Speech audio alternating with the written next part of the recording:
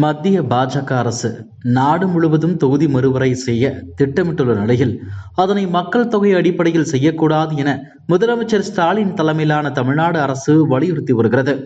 தமிழ்நாட்டில் உள்ள அதிமுக, பாமக, தேமுதிக, காங்கிரஸ், மதிமுக, விசிக, கம்யூனிஸ்டுகள் உள்ளிட்ட பல்வேறு அரசியல் கட்சிகள் இந்த பிரச்சனையில் தமிழக அரசுக்கு ஆதரவு தெரிவித்துள்ளன.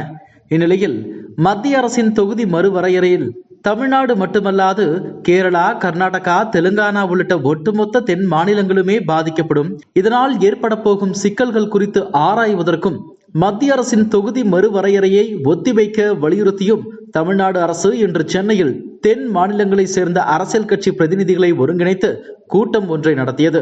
இதில் கேரள முதலமைச்சர் பினராயி விஜயன், தெலுங்கானா முதலமைச்சர் ரேவந்த் ரெட்டி, பஞ்சாப் முதலமைச்சர் பகவந்த் மான், கர்நாடக துணை முதலமைச்சர் DK சிவகுமார் உள்ளிட்டோர் பங்கேற்றனர். இந்த கூட்டத்தில் பங்கேற்பதற்கு முன்னதாக கர்நாடக துணை முதலமைச்சர் DK சிவகுமார் விமான நிலையத்தில் செய்தியாளர்களை சந்தித்தார்.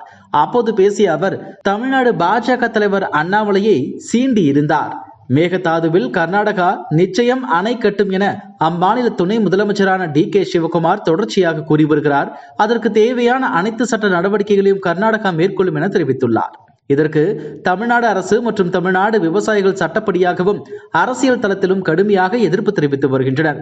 இந்த சூழலில் தமிழ்நாட்டிற்கு பாதகத்தை ஏற்படுத்தும் மேகதாது அணை கட்டுவோம் என கூறும் DK சிவகுமார் தமிழ்நாடு வந்தால் நிச்சயம் தமிழ்நாடு பாஜக கருப்பு கொடி போராட்டம் நடத்தும் என பாஜக தலைவர் அண்ணாமலை கூறியிருந்தார்.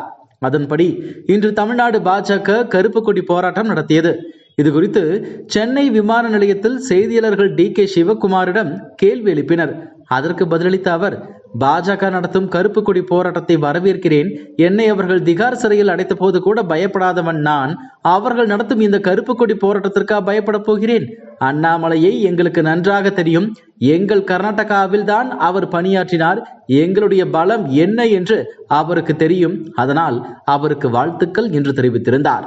இந்நிலையில் அண்ணாமலை எக்ஸ் சமூக வலைதளத்தில் வெளியிட்டுள்ள பதிவில், ஆம், நான் ஒரு காவல்துறை அதிகாரியாக கர்நாடக மக்களுக்கு விடாமுயற்சியுடன் சேவை செய்தேன். அதனை நினைவுகூர்ந்து குறிப்பிட்டதற்கு நன்றி. இந்த எளிய மனிதனை வாழ்த்தியதற்கு நன்றி.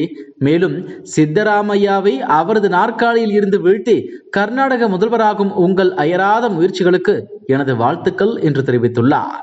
இதுபோன்ற செய்திகளை மேலும் தெரிந்து கொள்ள எங்களது யூடியூப், Facebook மற்றும் Twitter ஆப்களை சப்ஸ்கிரைப் செய்யவும்.